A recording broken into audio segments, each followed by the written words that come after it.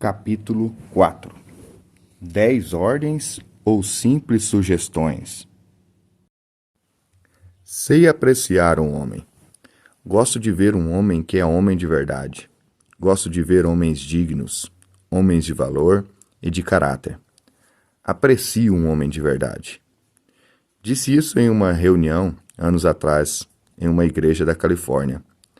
Já naquela época, eu tinha um profundo interesse por essa questão da hombridade e do desenvolvimento do caráter. Não me agrada esse negócio de meios termos, meias palavras, de quem tem medo de desagradar os outros. Prossegui em tom bastante eloquente. Acho que o homem tem de ser homem. De repente, lembrei-me de que na congregação havia senhoras. Então, meio sem jeito, dei de ombros e me desculpei. Desculpem-me, senhoras, mas não está em mim. Sei apreciar um homem que é homem. Uma senhora de cabelos grisalhos, que estava bem no meio do salão, levantou-se de súbito e exclamou efusiva: Amém, irmão. Eu também. Toda a congregação caiu na risada. Infelizmente, a afeição que um homem e mulher sentem um pelo outro pode sofrer sérias transformações.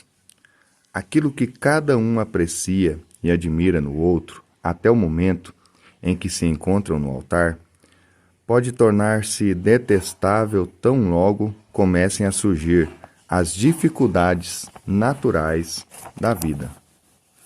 Parece que as dificuldades ampliam os problemas. E a solução que o casal moderno acha para o problema das dificuldades é a separação. A principal tendência do homem moderno é fugir. Ele simplesmente ignora os grandes imperativos bíblicos e conclui: quem sabe não tenho mais sorte no próximo casamento. Lembro-me de que anos atrás ouvi o Dr. Ledan Case falando sobre a facilidade com que o casamento é desfeito nos dias de hoje. E contou que um casal cristão estava se separando por causa de incompatibilidade de gênios. O nível de vida que ela desejava era incompatível com o que ele ganhava. Mas os mandamentos de Deus são absolutos.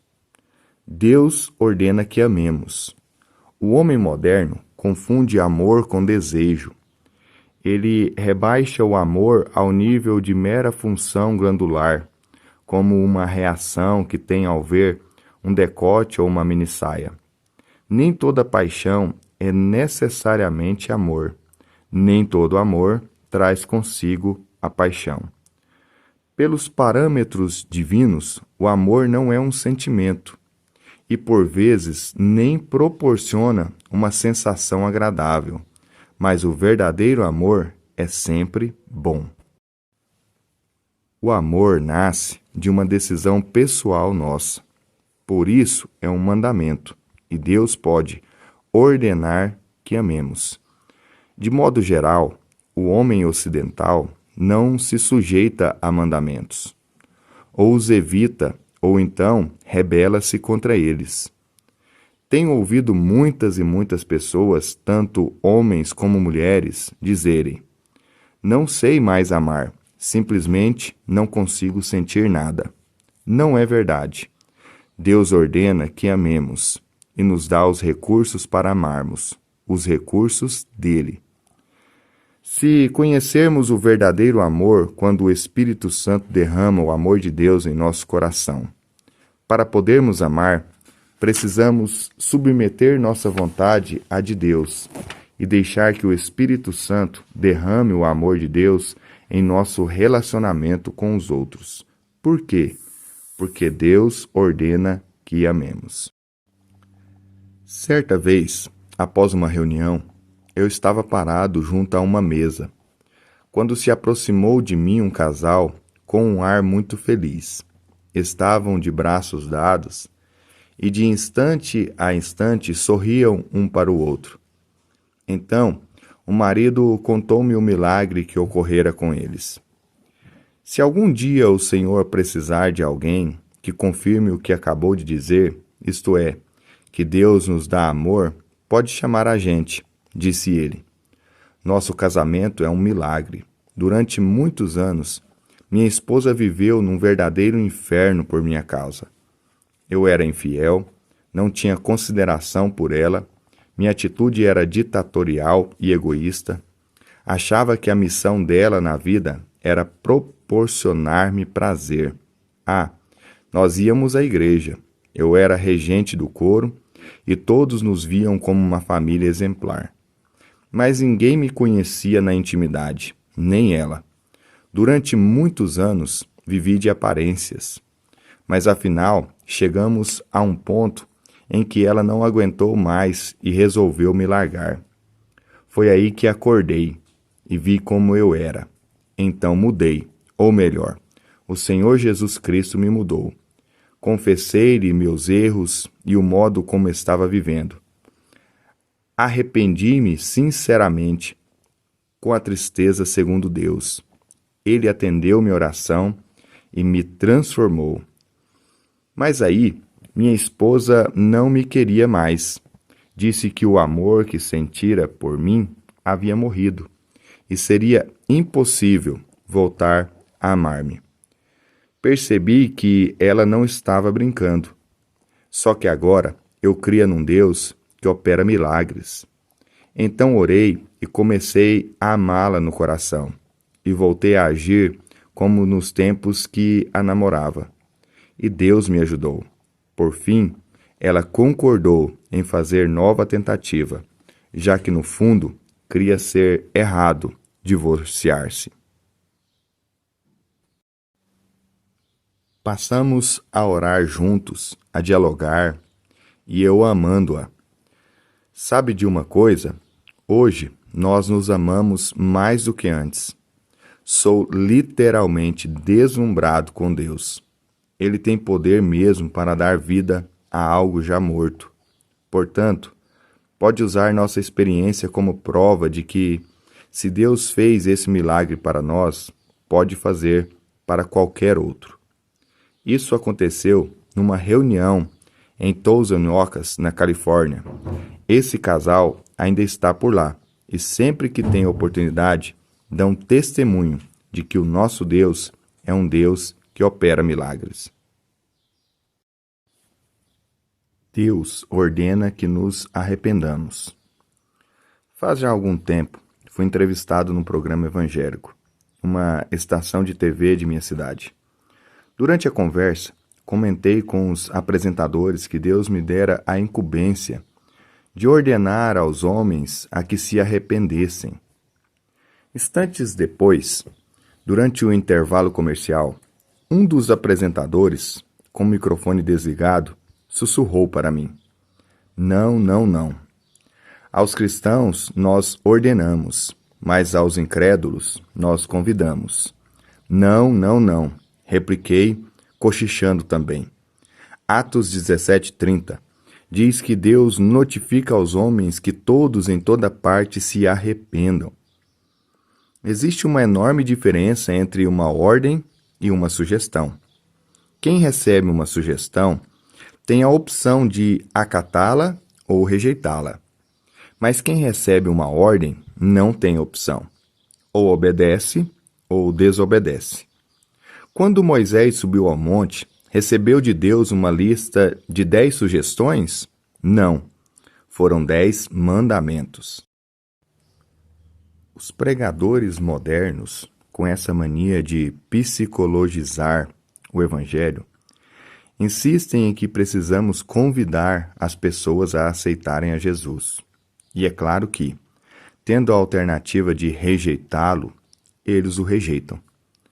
É como um adesivo que tenho visto em alguns carros que diz: experimente Jesus.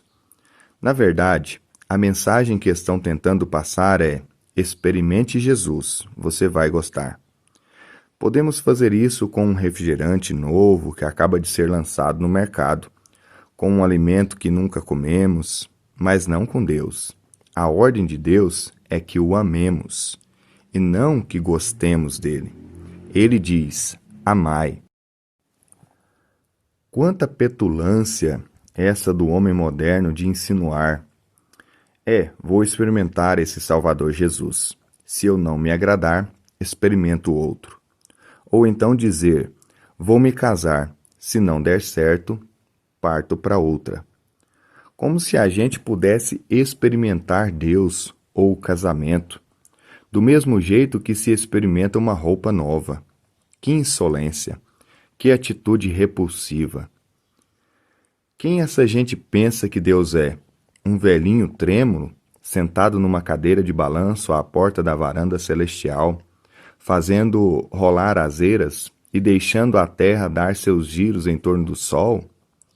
Foi Deus quem criou tudo isso, inclusive eu e você. E é Ele que sustenta tudo com a sua presença atuante. Deus é todo-poderoso, sabe tudo e vê tudo. Ele não está sugerindo que lhe obedeçamos, não. Ele o ordena. Ordena. Como é que o Espírito Santo age? Ele não se achega a nós e diz: quer fazer o favor de me obedecer?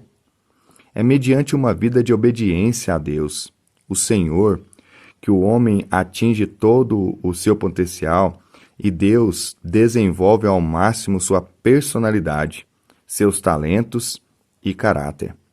Satanás é usurpador. Ele só vem para roubar, matar e destruir. Satanás e o pecado roubam tudo de nossa personalidade. Os viciados em drogas são um bom exemplo disso. Satanás rouba-nos o caráter. Deus o desenvolve ao máximo de seu potencial. O inimigo pilha. Deus nos capacita e enobrece. Obedecendo aos mandamentos de Deus, gozamos paz. A paz é de origem celestial. Só a obediência comunica paz. A desobediência a destrói. É por isso que o espírito de desobediência não entra no céu. Bastaria uma pessoa com espírito de desobediência para aniquilar a paz. Uma tentou, Lúcifer, e Deus o expulsou. Nunca mais um desobediente habitará o céu, nem Lúcifer, nem nós, nem ninguém. Obedecendo aos mandamentos de Deus, gozamos paz. Tenho 2 amigos muito queridos, Steve e sua esposa Gaio, que moram na Califórnia. São pessoas maravilhosas. Seu lar é cheio de paz, alegria e amor. Mas por um breve período, essa situação foi abalada. Conheci Steve quando ele e um amigo, ambos corretores de seguros, bateram à minha porta para tentar vender-me um plano de seguro. Mas em vez de falar sobre negócios, conversamos sobre as bênçãos que temos no Senhor Jesus. Depois desse primeiro contato, eles passaram a frequentar a igreja que eu pastoreava na ocasião. Certa vez, uma de suas filhas teve uma enfermidade grave. Steve orou e ela foi curada. E a partir de então ele tem demonstrado um profundo amor por Deus, a não ser num certo período. Foi um incidente que quase lhe custou o casamento, a família, a profissão e a alma. Ele trabalhava numa firma onde os namoricos entre colegas de trabalho eram coisa de rotina. Parece que as funcionárias já esperavam que os homens lhes dirigissem galanteios e gracejos, e eles tinham o maior prazer em não frustrar suas expectativas. Mas Steve foi um pouco além. Começou um flerte inconsequente com uma das moças. Depois os dois tiveram um encontro, trocaram carícias mútuas e, por fim, cometeram adultério. Não conseguindo aplacar a consciência, ele decidiu abandonar a esposa e os filhos e levar uma vida de licenciosidade. Mudou-se para um apartamento e a pessoa com quem se envolvera foi morar com ele.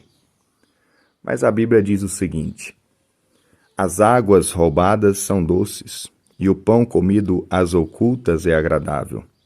Ele, porém, não sabem que ali estão os mortos, que os seus convidados estão nas profundezas do inferno. Provérbios 9, 17 e 18. Steve perdeu a paz interior. Gaio e as filhas ficaram arrasadas.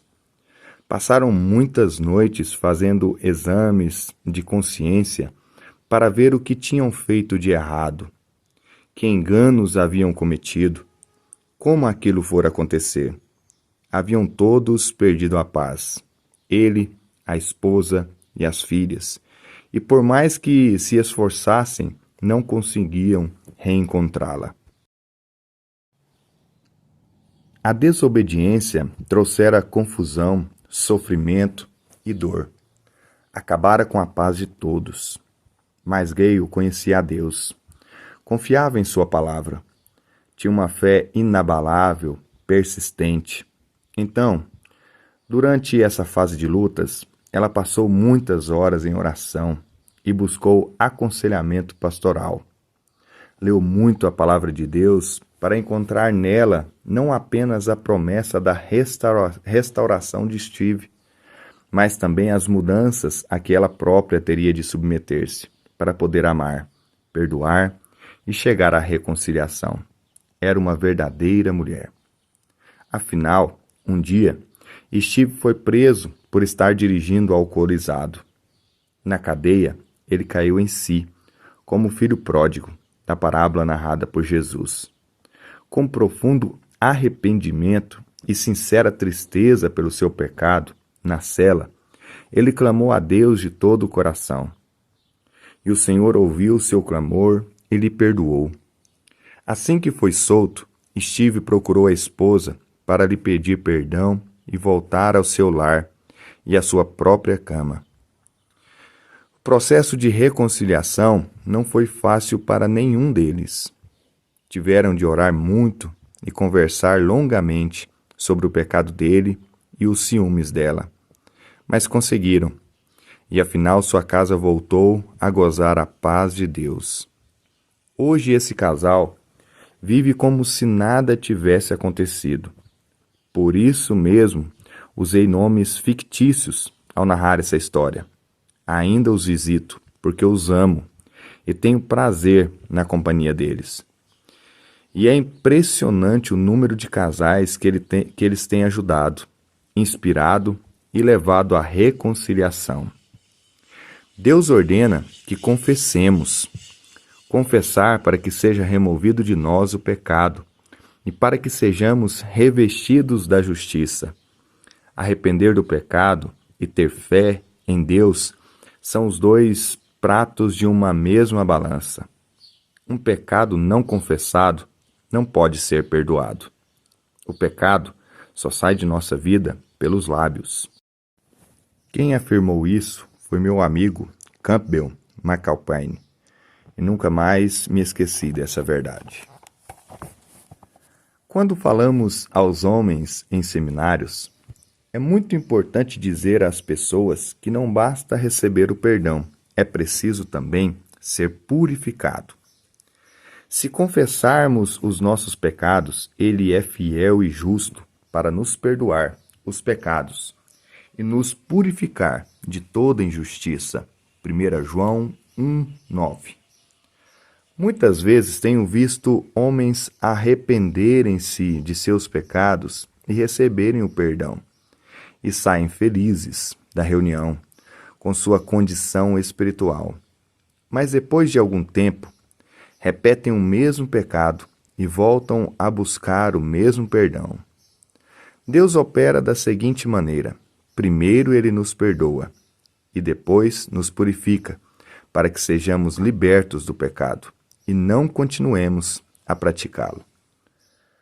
As pessoas estão procurando a verdade, estão desejosas da realidade.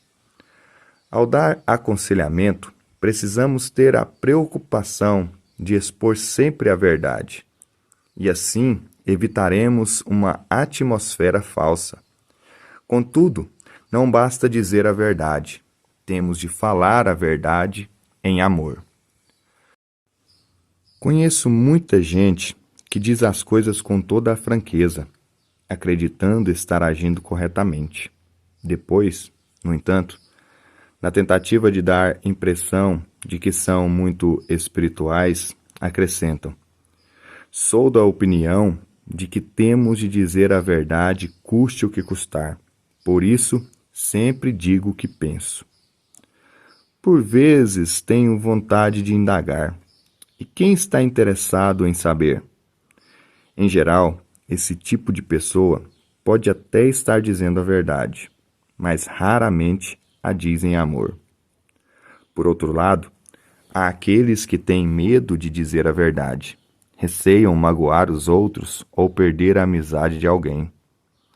Ainda não entenderam que a única maneira de demonstrarmos o verdadeiro amor é falar a verdade em amor. Chamo esse desamor de afeição exagerada. Vejamos um dos exemplos. Suponhamos que estou pregando e bem no meio do sermão, alguém me entrega um bilhete dizendo que naquele momento está ocorrendo um incêndio na casa de certo irmão. Que devo fazer? Aquela pessoa corre o risco de perder tudo o que tem. Mas se eu lhe der o aviso, ela irá ficar transtornado e talvez até bastante nervoso. A notícia pode deixá-lo muito contrariado. E como não quero que fique transtornado, nervoso e contrariado, não digo nada. Mais tarde, após o culto, aquele cristão vem me procurar muito agitado. Pastor, minha casa incendiou-se toda. Respondo, eu já sabia. Ele me fita os olhos arregalados. Sabia? Sabia, repito. Lembra-se daquele bilhete que me entregaram quando estava pregando? Pois é, era para avisar que sua casa estava pegando fogo. E por que o senhor não disse nada? Não disse, replico, porque sabia que o irmão iria ficar transtornado. É um contrassenso, e, no entanto, estamos fazendo isso a toda hora.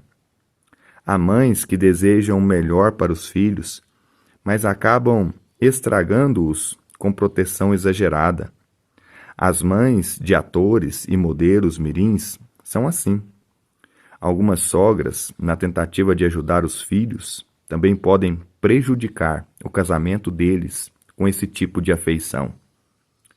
Os pastores amam sua igreja, mas alguns assumem uma atitude de superproteção, supervisionam tudo o que acontece, exercem uma vigilância excessiva e acabam destruindo a comunidade. Que insensatez! Muitas pessoas estão sem ouvir a palavra de Deus, porque receamos falar-lhes sobre pecado e inferno. Isso pode deixá-las transtornadas, incomodadas. Nunca esqueço a ocasião em que enxerguei esse fato com grande clareza. O fato ocorreu numa localidade da Baía do Texas. O pastor da igreja onde eu estava pregando levou-me para visitar uma senhora que tinha câncer em fase terminal. O marido dela, capitão de um navio fluvial, era um homem grandalhão, com porte físico que impunha respeito. Ele havia tirado licença do seu trabalho, fizera um empréstimo bancário para passar o tempo todo junto da esposa, cuidando dela com muita ternura, amor e compaixão. Ficava dia e noite ao seu lado. Tão grande era o amor que sentia pela doente. O pastor pedira que eu fosse visitá-la em sua companhia, na esperança de que pudéssemos conversar com a mulher acerca do estado de sua alma e de seu relacionamento com Deus. Alguns anos antes, ela frequentara a igreja, onde atuara ativamente. Mas devido a um mal-entendido que a deixara bem magoada, ela abandonou a igreja, abrigando uma profunda amargura no coração, e nunca mais fora aos cultos. A preocupação do pastor era que ela tivesse uma oportunidade de confessar a Jesus Cristo e se assegurasse de que passaria a eternidade na presença de Deus, no caso de vir a falecer. Quando chegamos, ela estava sentada na sala, numa cadeira de rodas. Achava-se muito enfraquecida, bem magra e mal cheirosa. Mas procurou receber-nos bem e conversar, apesar de sua condição. Bastaram alguns minutos para eu perceber que ela parecia desejosa de que falássemos de Jesus. Tinha um espírito faminto. Contudo, assim que comecei a falar-lhe, o marido, grandalhão, colocou de leve a mão sobre o ombro dela, com atitude respeitosa, e disse em tom frio, mas firme: Ela é uma ótima pessoa, uma mulher excelente. Ela ama a Deus e Deus a ama. Já fez muito por aquela igreja, e ninguém melhor do que Deus sabe tudo que ela já fez. Ele não queria que eu a levasse a fazer uma confissão de fé em Jesus. Tentava poupá-la de ter de arrepender-se de seus pecados. Assim, com aquela afeição exagerada, estava destruindo-a. Lembremos que, para termos um genuíno arrependimento, precisamos experimentar a tristeza segundo Deus. A tristeza da carne ocorre quando somos surpreendidos no erro. Mas a tristeza segundo Deus acha-se ligada à causa do pecado. A tristeza é um dos maiores mestres que podemos ter nesta vida. Toda disciplina, castigo, com efeito, no momento não parece ser motivo de alegria, mas de tristeza. Ao depois, entretanto, produz fruto pacífico. Hebreus 12:11. O que vem após a disciplina é que faz com que ela valha a pena. Mas o melhor nisso tudo é saber que Deus nunca deixa de amar-nos. Certa vez, uma professora de escola dominical perguntou aos seus alunos: Deus ama o ladrão e o mentiroso? Não, responderam as crianças em coro. Errado. Deus ama ladrões, mentirosos, trapaceiros, assassinos, viciados, cafetões. Ama os vaidosos, os arrogantes, os orgulhosos. Deus ama os pecadores, embora odeie o pecado. Seu objetivo ao efetuar o sacrifício do Calvário foi livrar-nos de nossos pecados. A ira de Deus sempre recai sobre o pecado. Enquanto vivermos identificados com o pecado, estaremos debaixo da sua ira. Mas assim que experimentamos o novo nascimento e nos identificamos com Jesus Cristo e com a justiça dele, não nos achamos mais debaixo da ira, mas, sim, da graça divina. O objetivo do Espírito de Deus, ao operar em nós convicção de pecados, não é entristecer-nos, embora ele de fato nos cause tristeza. Seu objetivo é criar em nós a disposição de afastar-nos do pecado em toda a sua hediondez, para que Deus possa derramar em nossa vida o seu amor, graça e poder, em medida cada vez maior. Deus nunca deixa de amar-nos e ponto final. Lembro-me de que, quando era garoto, minha mãe estudava numa escola bíblica em Los Angeles. Vez por outra, eu ia com ela e com outros alunos da escola a uma zona boêmia da cidade, onde eles pregavam o evangelho. Mamãe, Anne, Erdine e outros pegavam seus violões, pandeiros e um grande tambor surdo, paravam numa esquina e ali tocavam, cantavam e pregavam, ministrando o evangelho aos piores elementos da sociedade. Certa noite, todos cantavam o velho hino Só no Sangue, Cantor Cristão, número 930, nota da tradutora, quando um bêbado de rua, imundo e mal vestido, aproximou-se de Anne. Era igual a muitos outros, Segurava entre os dedos amarelados de unhas sujas um toco de cigarro.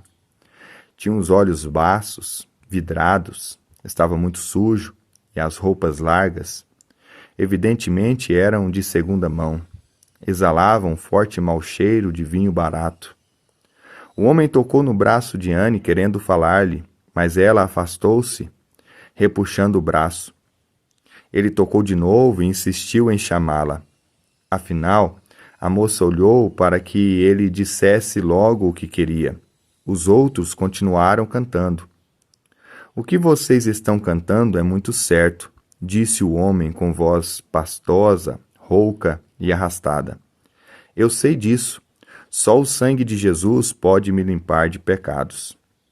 Fiquei a fitá-lo, ouvindo o que dizia, impressionado com aquela figura.